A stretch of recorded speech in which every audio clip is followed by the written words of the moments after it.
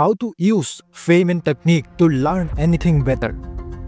कैसे भी चीज घुसानी हो दिमाग में, अपनाओ फेमन टेक्निक। अगर तुम्हें लगता है कि पढ़ाई सिर्फ रट्टा मारने का खेल है तो जरा रुक जाओ भाई। दुनिया के सबसे तेज दिमागों में से एक रिचर्ड फेमन, वैसे नाम भारी है लेकिन बंदा बड़ा झक्कास था, एक ऐसा तरीका लेकर आया था जिससे तुम किसी भी टॉपिक को ऐसे संभाल सकते हो जैसे नमकीन मूंगफली। तो कौन थे ये भाई साहब? फेमन साहब कोई मामूली टीचर नहीं थे, नोबेल प्राइज जीतने वाले थे और ऐसे प्रोफेसर जो पढ़ाते नहीं थे, जादू दिखाते थे क्लास में। अब सोचो, ऐसा बंदा अगर कहे कि ये तरीका अपनाओ तो पक्का काम करेगा। कोई नहीं, मुद्दे पर आते हैं। फेमन तकनीक के 4 स्टेप्स हैं।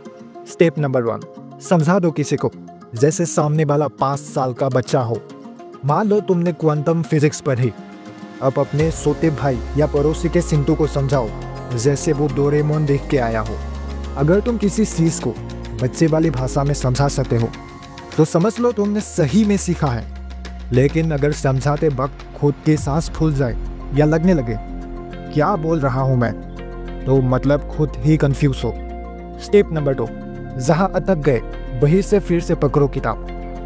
जब समझाते वक्त तुम मतलब कि करने लगो तो समझो कि दिमाग में गैप है। फिर से किताब खोलो, नोट्स देखो, यूट्यूब खंगालो, जो भी करना है करो, लेकिन उस पॉइंट को चाकू से तरबूज काटने की तरह काट के समझ लो। यानी अटकने पे ना शर्मा, वापस से अपना धर्मा। स्टेप नंबर 3, आसान भाषा में दोबारा लिखो। किसी काका जी को समझाना है जैसे। अब जो समझा है उसे फैंसी इंग्लिश या किताबों वाली भाषा में मत लिखो, सीधा देसी स्टाइल में अपनाओ, जैसे मम्मी को वाईफाई समझा रहे हो। फॉर एग्जाम्पल फोटोसिंथेसिस, पौधे भी खाना बनाती है भाई, वो भी सूरज की हेल्प से।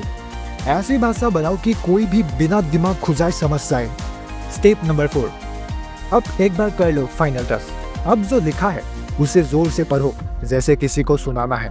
देखो कहीं कुछ फालतू तो नहीं बोल दिया या फिर कुछ हैवी शब्द घुसा दिए। जो भी कंफ्यूजिंग लगे उसे काटो, चिपकाओ, फिर से पॉलिश करो। मतलब कंटेंट ऐसा हो कि सुनने वाला बोले अब समझ आ गया भैया। अब क्यों काम करता है ये तरीका? क्योंकि इसमें तुम सिर्फ पढ़ नहीं रहे, सिखा भी रहे हो। और जब इंसान दूसरों को समझाता है तो खुद का दिमाग 2 बार प्रोसेस करता है। सीखना नहीं है, बस मास्टर बन जाना है।